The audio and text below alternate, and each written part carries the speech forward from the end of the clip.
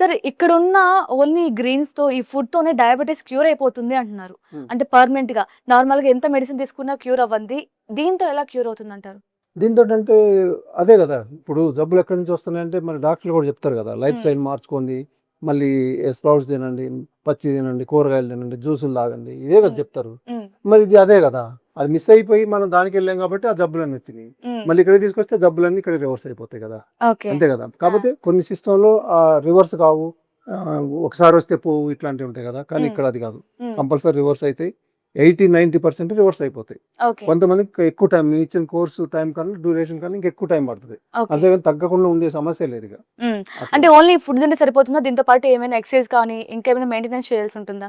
అంటే ఫుడ్‌తో పాటు కొన్ని మనకి నేచర్ నుంచి వచ్చే పౌడర్‌లు ఇస్తాం మనకి. ఓకే. పొలాల్లో పండినయి ఆకులు అంతా తీసుకొచ్చి పౌడర్‌లు చేసి అవి కొన్ని ఇస్తాం.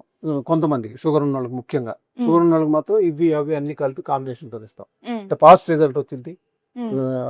మనకి పర్మనెంట్ రిజల్ట్ కూడా తెలిసిద్ది మనకి వాళ్ళకి. ఓహ్! హ్మ్. ఏమి వాడుతున్నాం? హ్మ్. ఎట్లాంటివి మళ్ళీ వాడాలి? చేంజెస్ అవి కూడా మళ్ళీ మేము చెప్తాం. తర్వాత కూడా ఎట్లా ఎప్పుడు రాదింకా. హ్మ్. ఒకసారి తగ్గిందంటే ఇక వాళ్ళకి తెలియకుండా రాదు. ఇక వాళ్ళకి తెలిసే వచ్చిద్ది. అంటే ఎక్కడ తప్పు అంటే చేస్తున్నాం మళ్ళీ ఏమన్నా బ్యాడ్ ఫుడ్ తీసుకుంటే దాని తీసుకుంటే ద్వారా వచ్చిద్దని హ్మ్. చెప్పిద్ది. హ్మ్. ఇప్పుడు ఎవరు అవసరం లేదు వాళ్ళకి. నేను హ్మ్. అవసరం లేదు, డాక్టర్లు అవసరం లేదు. వాళ్ళే మంచిగా అన్ని కరెక్ట్‌గా చేసుకునేలాగా ఈ సిస్టమ్ ఉంటది. Okay. Sugar, BP, thyroid, obesity, hormone ప్రాబ్లమ్స్‌ని మందులు లేకుండా నేచర్ మంత్ర డైట్‌తో రివర్స్ చేసుకోండి. స్క్రీన్ మీద ఉన్న నంబర్‌లకు కాల్ చేసి జాయిన్ అవ్వండి.